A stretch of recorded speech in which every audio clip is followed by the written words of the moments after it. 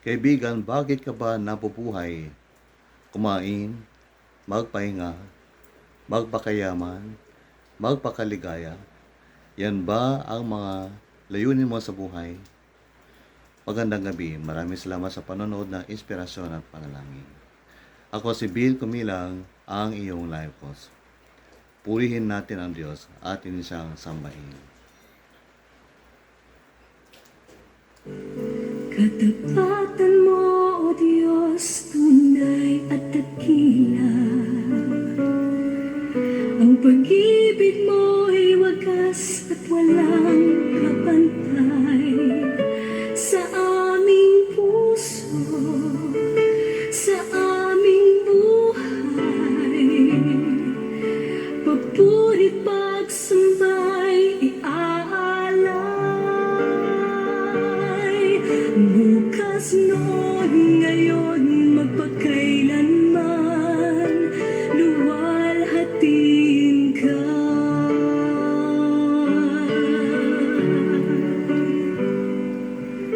Katapatan mo, O Diyos, tunay at dakila. Ang pag-ibig mo'y wagas at walang kapantay sa aming puso, sa aming buhay. Papurit pagsambay iaalay.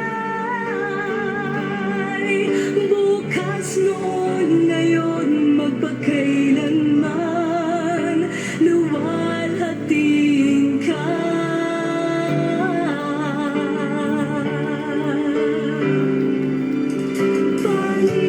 Panginoon,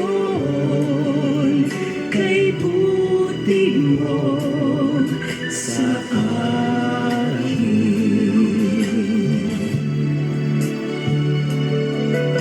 Ikaw lamang ang tangi kong sasambahin.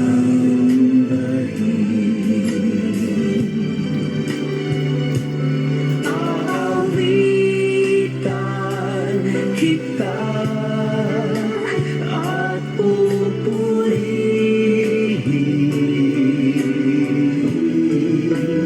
Panginoon, kay buti mo sa akin.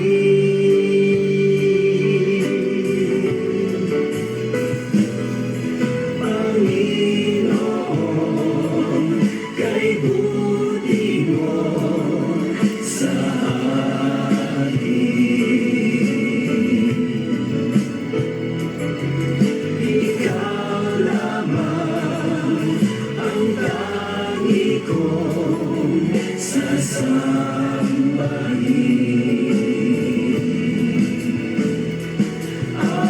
Aawitan kita at pupurihin,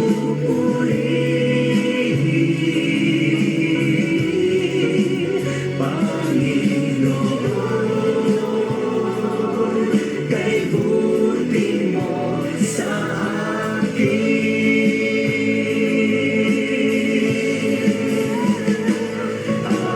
Aawitan kita at pupurihin,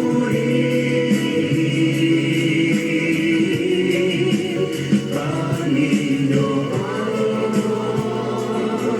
kay buti mo sa akin.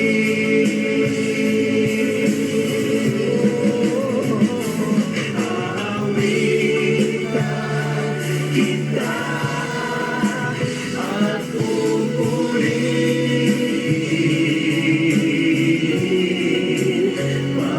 Panginoon, kay buti mo sa akin. Panginoon, kay buti mo sa akin.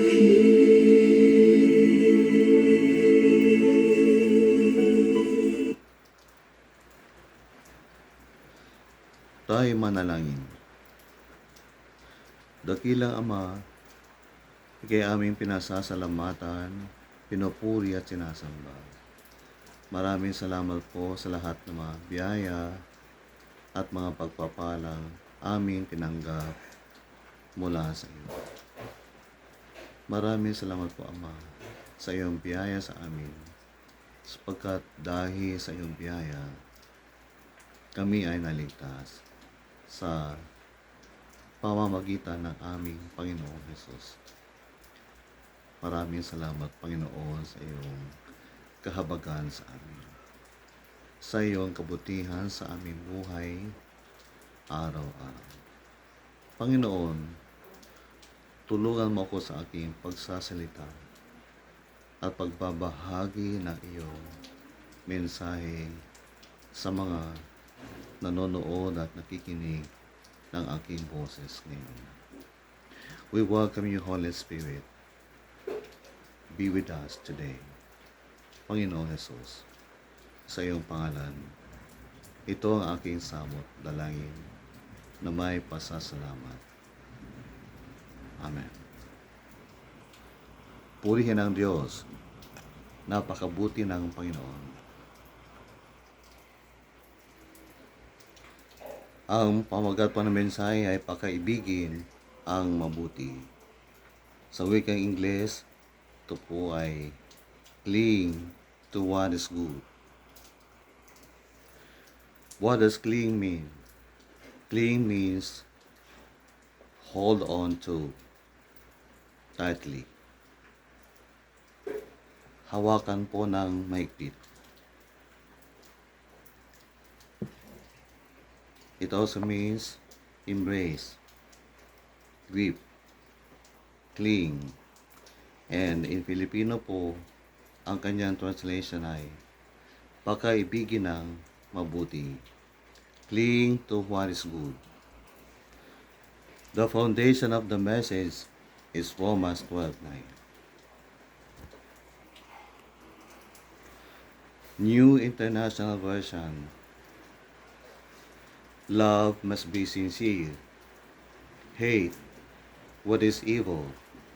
Cling to what is good. Love must be sincere. Hate what is evil. Cling to what is good. Ang salin sa Magandang Balita, Biblia, Tagalog, at ang salita ng Diyos. Magmahalan kayo ng tapat. Iwasan ninyo ang masama at laging gawin ang mabuti. Maging tunay ang inyong pagmamahalan.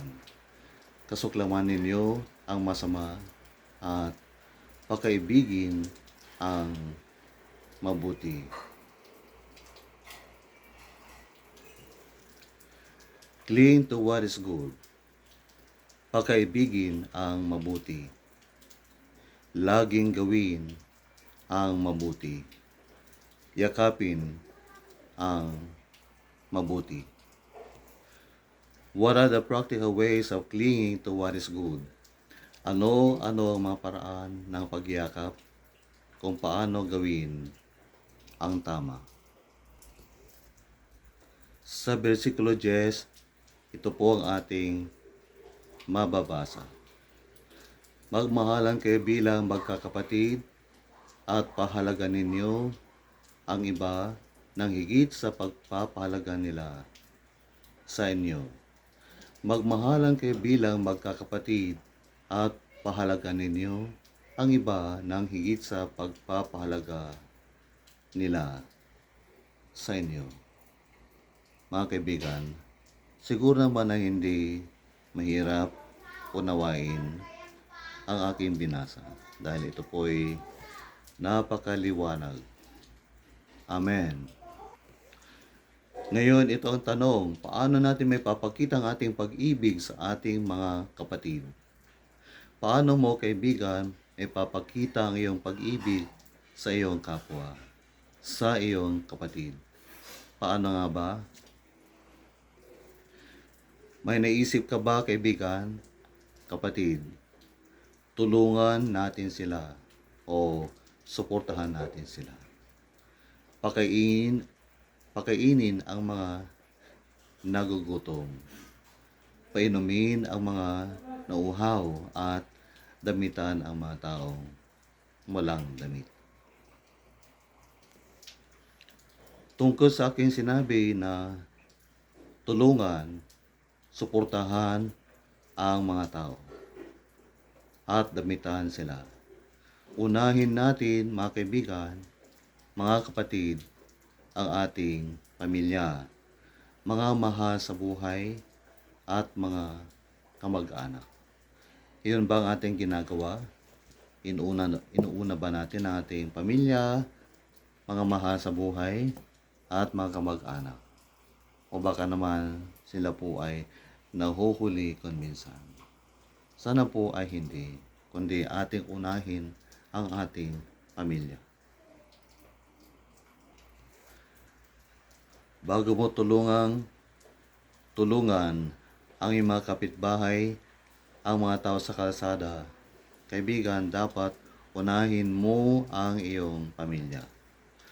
Unahin mong bigyan ng bigas ang iyong mahal sa buhay na walang bigas. Unahin mo ang iyong pamilya. Unahin mo ang iyong pamilya. Mahirap bang unawain yan? At kailangan pa bang i-memorize yan? Hindi na, no, sapagkat madaling intindihin, madaling unawain ang aking sinabi. Nais kong ulitin para hindi natin makalimutan. Unahin natin ang ating pamilya. Pagkatapos po niyan ay isunod po natin ang ibang tao. Ngayon, ibang tao. Sino-sino po ang ibang tao na aking tinutukoy? Basahin po natin ang salita ng Diyos. Galatia 6:10. Kaya nga, basta may pagkakataon ay gumawa tayo ng mabuti sa lahat ng tao, lalo na sa mga kapatid natin sa pananampalataya. Kaya nga, basta may pagkakataon ay gumawa tayo ng mabuti sa lahat ng tao, lalo na sa mga kapatid natin sa pananampalataya. Sa lahat ng tao. Pero unahin natin po ang ating kapwa mananampalataya. Unahin po natin ang ating fellow believer in Christ.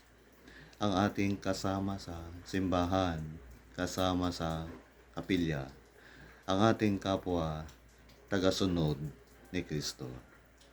Sila po, mga kaibigan, ang ating priority bago natin tulungan ang iba.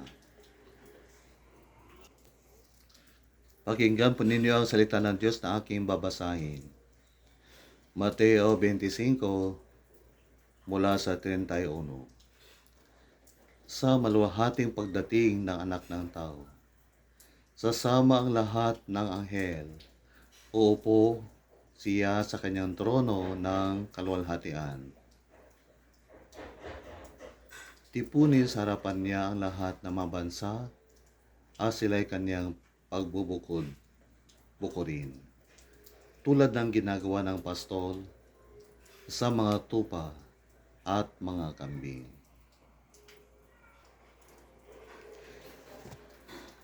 Ilalagay niya sa kanyang kanan ang mga tupa at sa kaliwa naman ang mga kambing. Kaya't sasabihin ng hari sa mga nasa kanan niya, "Hali kayo, mga pinagpala ng aking ama. Pumasok kayo at tanggapin ang kahariang inihanda para sa inyo mula pa nang likhain ang daigdig. Sapagkat ako'y nagugutom at ako'y inyong pinakain. Ako'y nauuhaw at ako'y inyong pinainom. Ako'y isang dayuhan at inyong pinatuloy. Ako'y hubad at ako'y inyong dinamitan. Nagkasakit at inyong dinalaw. Nabilanggo at inyong pinuntahan." Amen. Itutuloy ko po, mga kaibigan, sa versikulo 37. Sasagot ang mga tuwid, Panginoon, kailan po namin kayo nakitang nagutom at aming pinakain o nauhaw at aming pinainom? Kailan po kayo naging dayuhan at aming pinatuloy? O kaya'y hubad at aming dinamitan? At kailan po namin kayo nakitang nagkasakit o nabilanggo at kayo'y aming dinalaw? Sasabihin ng hari, tandaan ninyo na ang gawin ninyo ito sa pinakahamak sa mga kapatid kong ito sa akin ninyo ito ginawa. Sasabihin naman niya sa mga nasa kaliwa, lumayo kayo sa harapan ko, kayong mga isinumpa, doon kayo sa apoy na di mamamatay na inihanda para sa dyablo at sa kanyang mga kampon. Sapagkat hindi ninyo ako pinakain noong ako'y nagugutom. Hindi ninyo ako pinainom noong ako'y nauuhaw. Hindi ninyo ako pinatuloy noong ako'y isang dayuhan. Hindi ninyo ako dinamitan noong ako'y hubad. Hindi ninyo ako dinalaw noong ako'y may sakit. At noong ako'y nasa bilangguan.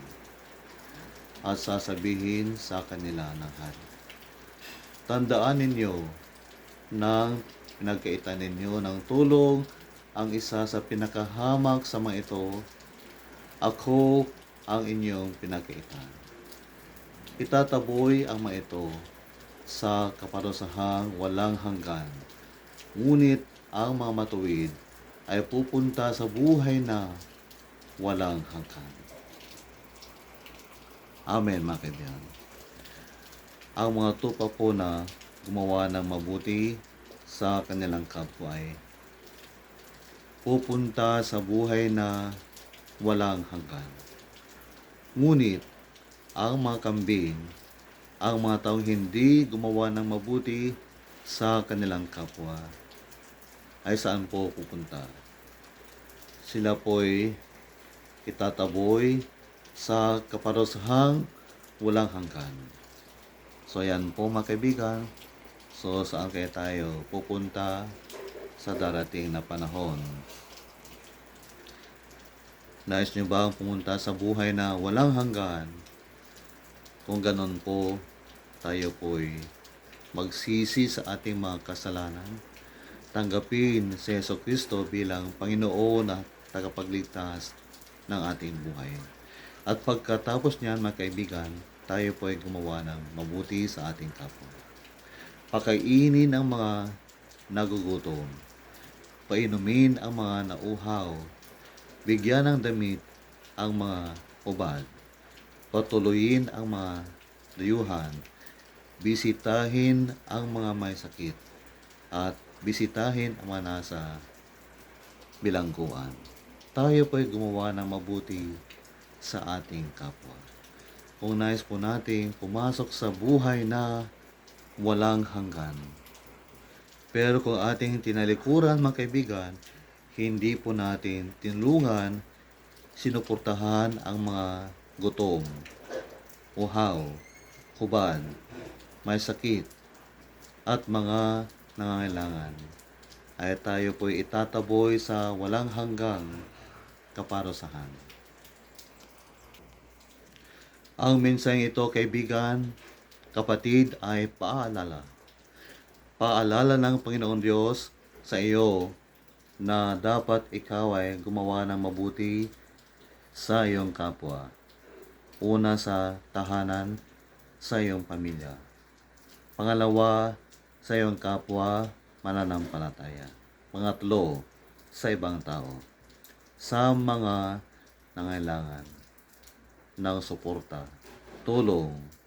Kung ikay nasa posisyon, gamitin mo ang iyong posisyon para gumawa ng mabuti bilang isang konsehal ng munisipyo, kapitan ng barangay, kagawad ng barangay, board member, governor, vice governor, senador, congressman, cabinet member, Vice President of the Philippines and President of the Philippines, bilang isang guro, bilang isang professional worker, bilang isang Kristiyanong nasa community. God expects you to do good and to praise Him by doing good deeds. Ipakita natin mga kaibigan na tayo mga tunay na Kristiyano, hindi lamang sa isip, sa salita, kundi lalo na sa gawa. Ipakita po natin na tayo tunay na anak ng Diyos sa pamamagitan ng pagpapakita po ng habag sa ating kapwa. Sapagkat itinuro po ng ating Panginoong Hesus sa mga tao, love your neighbor as you love yourself. At sabi pa niya, blessed are the merciful, for they shall obtain mercy. Matthew 5:7, Mark 12:31. Sa love your neighbor as you love yourself.